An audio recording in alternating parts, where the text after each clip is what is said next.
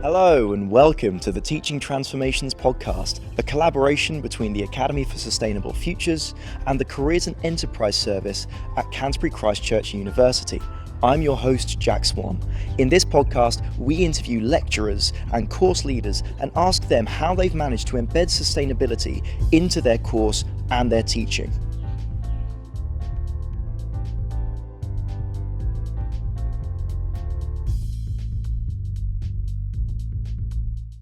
Lee Bolton is a senior lecturer in Diagnostic Radiography, a discipline where sustainability is not currently at the forefront of everyone's minds, so the real challenge is putting it there. As sustainability lead for the School of Allied and Public Health Professions, Lee is trying, slowly, to also put sustainability in the mind of other health professions too. As usual, I began by asking Lee to tell us a little bit about how he's been teaching sustainability within his course. Wonderful. Right, Lee, welcome to our Sustainability and Education podcast. Can you give us some examples of how you've embedded sustainability in the curriculum of your course in radiography? Yeah, so I teach radiography, which is a hospital-based discipline. It's about people, x-raying people. It's about care. It's evidence-based practice. All kinds of things that kind of go and support that. And sustainability isn't really one of those things. It's not overtly there. It's not what people see in practice. It's not the first thing that springs to mind. So it's something that because I've got an interest, having been to a conference about 2012 and listened to people from like the Sustainable Development Unit, the NHS and stuff, talking about the issue and talking about its importance and its relevance in healthcare. It's something that I've kind of chosen to weave in, which is always difficult, to weave in things that we're not told to put in. So what I've done for quite a while now is I've kept it for a long time. I kept it just to third year radiographers. There's those critical thinkers about to go out into practice, the ones that can kind of go out and be influential, and tried all kinds of things around doing that, but kind of hit upon a kind of what for me feels like a winning formula anyway, which is to use sustainability as a way to talk about leadership, but in so doing, obviously talk a lot about sustainability. And so you're highlighting something, you're making it relevant to how they see it as a discipline, because the leadership aspect is something they can't deny as part of what we do. And so you're kind of in a sense bringing it in by stealth, almost, if you like, into the program.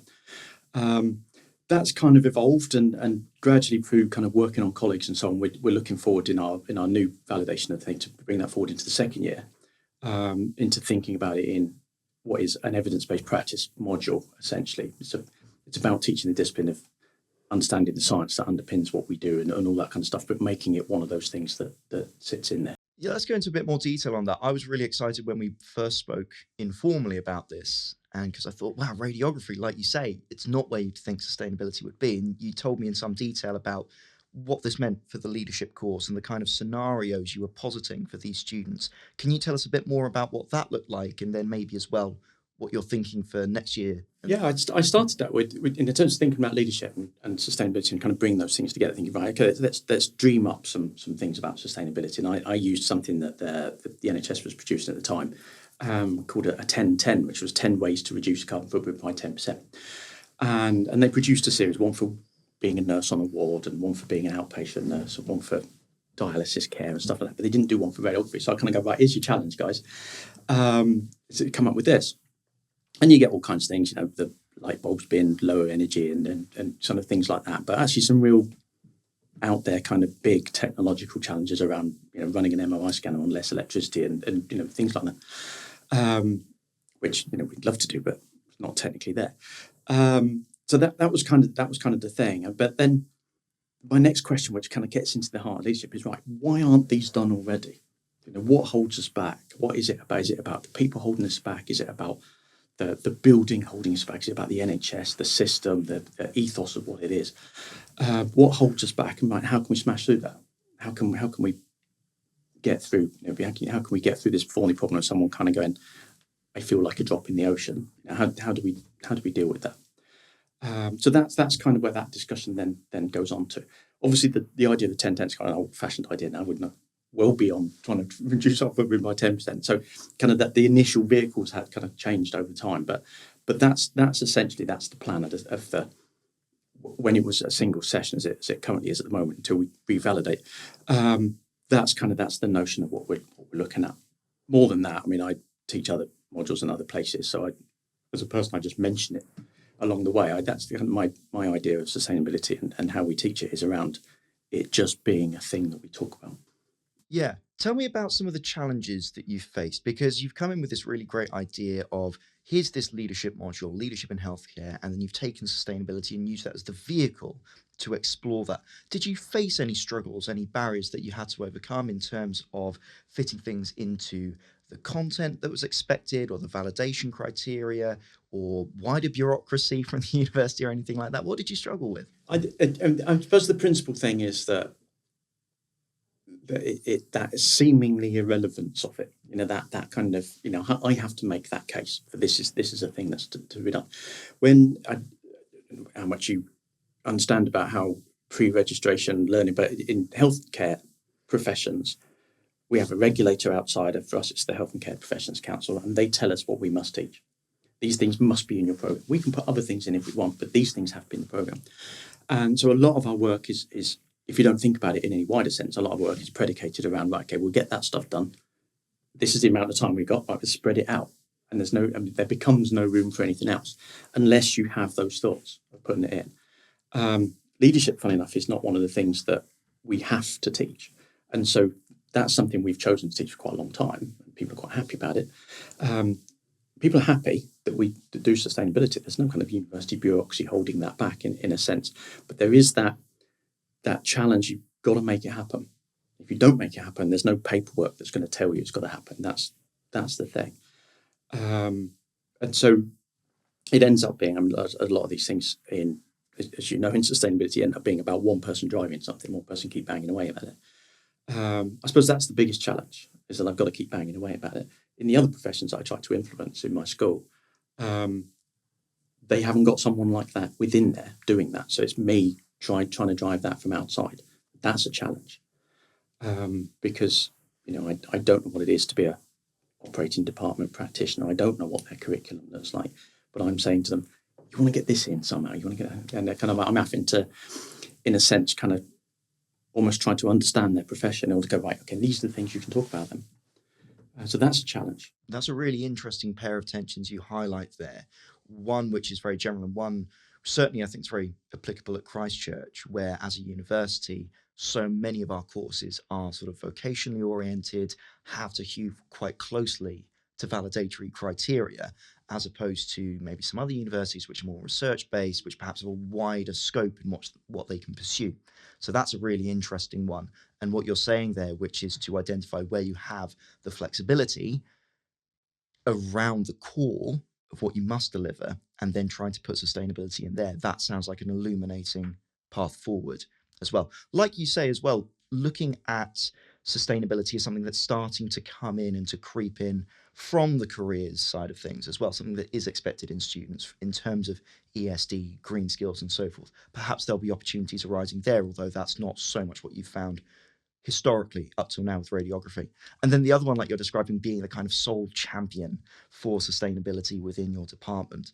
One obviously hopes that you will find more people, and obviously the point of this podcast is to equip other people who are feeling like they're the only ones in their department. But it's, if not good to hear, that you're the only one. At least there's that solidarity perhaps that you can express between other people. But yeah, that sounds like an interesting challenge, and you're just continuing to throw yourself at it there. Tell me, what's the student response to all this been now that you've managed to get it in place and been iterating it for a few years? I'm going to say, it's best summed up in the word mixed. Mm-hmm. There are students who look at it and kind of go, yeah, I've come here to learn to be a radiographer. This is, why am I learning about light bulbs? Why am I learning about waste of chemicals or whatever? This is not my thing. There are students who have a very fixed view on that. There are students who are really open, and I'm more happy to discuss, and there are students who are interested in it, and they're not quite ahead of me, but are, on the same run as me, kind of. So you do get all those kind of responses, if you like, and I'm quite happy to run with that. I mean, it's interesting. One of the things that I like to do in when I'm talking to them is to compare what they do that they think is environmentally friendly, is the kind of the word I generally start with, at home, and then what they see in practice in the NHS, and then what they see at the university. And so compare those three domains in which they operate, if you like.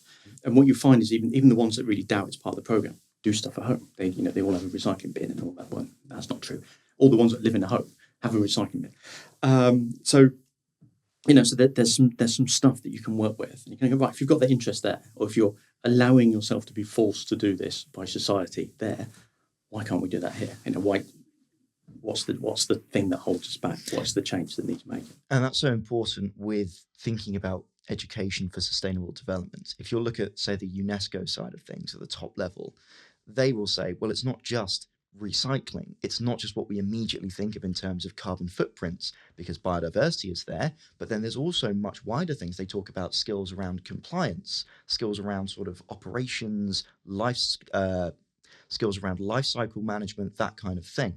And what's really interesting, what you're describing there, is it might prompt them to think about, well, how does this affect other parts of my life, other areas that I can bring it into in my career? So that's really nice that although some see it as relevant, maybe it's tickling an interest of theirs that they're going to pick up. And, it's a first exposure as well. This could be a case, and we see this a lot as well, I think, at Christ Church, a lot of international students where they don't perhaps have such a discourse around sustainability from their home countries, are first exposed to it here. This is a first encounter, and then it will grow in relevance for them down the line. The next question I'd ask here, Lee, is what areas you see for improvement, but you've said obviously that you're going to be building on this next year with the revalidation. So I'm really keen to hear if you can, so long as you're not spoiling anything for us, what sort of granular details you can tell us about the course you'll be doing next year and how that's been influenced by the learning that you've made so far in embedding sustainability. One of the things I'm really keen to kind of make the link, if you like, is the link to money. People understand money. People get it. They count it. It's an easy thing. It's something we all understand. And when it comes to radiography, for instance, or operating department practice or occupational therapy, any of these things, there are choices of intervention that we take, choices of imaging that we do, choices of where you put the patient. And in those choices, we're really comfortable, and all my colleagues are really comfortable in kind of going, yeah, but that costs more than that. So maybe we'll lean towards that one because of cost, or this one's got better patient outcomes or something. But cost is a really good one because none of our students are economists. They're not business studies students. They don't really want to come here and study money, but we all take it on board that money is an important thing. What I want to do is use sustainability in every conversation where you talk about money. When you talk about choices, go, right, okay, that one costs more. It's also less sustainable. And it's simple to just weave that in and just make it that every now and again you're mentioning sustainability, you're mentioning an environmental choice. Sometimes they're at odds with each other, of course. Sometimes the sustainable thing is more costly. Cool. Well, that's great. That's degree education. Think through those thorny problems. So that's where I want to go with it. And that second year module, when we look at, say, it's called evidence-based sustainable practice, using that a slightly wider understanding of sustainability, it's about keeping the service going as well as being green sustainability. But in the EBSP module, I want it to be kind of that's a key discussion all the way through. It's a thread that goes through all the discussions. It's not just about money. It's not just about patient outcomes. It's not just about that's what we already do and it would just be difficult to do something else. It's also about the environment and sustainability. Are you able to paint a week-by-week picture of what students are going to be doing on this course? Not yet, no. In all honesty. Could you paint a week-by-week picture of what they're doing currently on the course you've been describing? At the moment, I'm going to say at the moment it's quite a dry subject in that area. It's a lot of it is looking at literature and deciding whether literature's been researched effectively, whether it's singing to the right audience, whether all those kinds of quite boring, dry things that some people get really excited about, not me. And thank goodness we're all different. It is still going to have a big central theme that is looking at that kind of literature stuff. But the move is to look somewhat wide and say that's why the S suddenly appears in EBSP. And it kind of is. It's now going to kind of look at running the service, keeping the service going, and the service can mean lots of different things in our school. It's not just about the NHS. There's a lot of outside provision. So it's bringing a lot of other stuff in, and I'm just really keen that sustainability is one of those other themes that comes in. That's what I'm thinking of driving. So part of a wider picture then, but like you say, enlivening the sort of drier look at literature with perhaps some problem-based learning, if I'm following correctly. Yeah, probably some kind of discussion along those ways. But I wouldn't want to go as far as to say it's going to be problem-based, because that comes with all kinds of connotations. Of course. Well, tell me, what advice do you have to other colleagues who would be looking at embedding sustainability in their own courses? Don't put it in a way that looks like an add-on. Don't put it in a way that's going to make students kind of go, yeah, I don't really need to know this. This is not core to anything else. Don't build a module that's all built. You've got 9 sessions, so all built around completing the assignment, and then have one on sustainability at the end. Make sure it is make sure it's embedded. I mean, that's the key thing. You want to start embedding sustainability in your course, embed it. Don't just tag it on. Make it part of the conversation. Make it part of the conversation from the word go. You don't have to highlight it. You just have to say it quite often. Somewhere along the line, you need to then flag it and kind of go, look, I've been talking about this for weeks, months, whatever. This is what it is. This is why it's important. This is the topic. This is given that big old graph from the NHS that tells you where their carbon footprint lies. It's a fascinating graph. Get them to predict what that's going to be. Get them to imagine what's the biggest carbon footprint thing in the NHS, and then go, yeah, hey, good ideas, but you're not right. And give it that detail at some point, but make sure you've been talking about it for weeks up to that point. Give them that, and then carry on talking about it. And it's just something you talk about, but somewhere there's a nugget that explains it all, and then carry on. And then it crystallizes it. I think that's so important. I've seen in other modules that I've done, for example, at my undergrad, where you would go through for weeks on a certain topic, say the history of whatever, and then the final one is, and then we're going to talk about, the role of women in this. And it's quite transparently bolting on, like you say, the other theme to it, when in reality there's so much opportunity to embed this thing and to weave it in a very consistent way. And like you say, there might be a moment, perhaps in the second half of the course, where you're shining a spotlight, but then you're building on knowledge which has been presented there throughout. I think that's something that is really applicable to any kind of course. Any kind of subject can be enriched by weaving that in and having that focus going throughout. Well, that's really helpful, Lee. Are there any other messages that you have, or anything else you want to talk about that you've been working on in the last few minutes we've got here today? Yeah, I mean, the other thing is practice. Now, I don't control practice. I don't run practice, but my students go out and practice. And one of the things I'm always really keen to them to do is, what have you seen there? And so I collect this information about what's going on in the NHS, or not going on in the NHS quite often. And then go, right, okay, so what can you do when you go back? Because I'm not waiting for them to be employed. I'm waiting for them to just go back in practice as students. It's really easy as a student, turn the light off occasionally. Something really simple, low-level kind of stuff. But actually, that whole thing, lots of people that do low-level things adds up to something somewhere along the line. So even as students, they've got, I want them to feel they've got some kind of empowerment to do something that sits positively. Excellent. Well, thank you so much for your time, Lee. Really appreciate it. And Pleasure. Yeah, indeed. Thanks again to Lee Bolton for sharing his thoughts and experiences on the podcast today.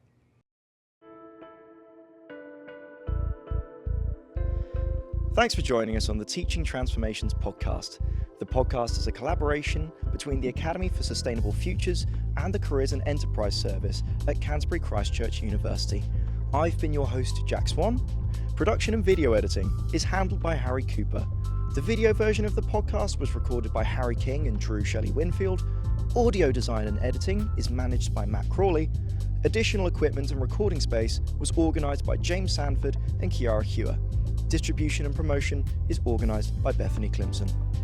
Special thanks go to Andrew Lombard and Felicity Brambling-Wells for all their support in helping us put together this Teaching Transformations podcast.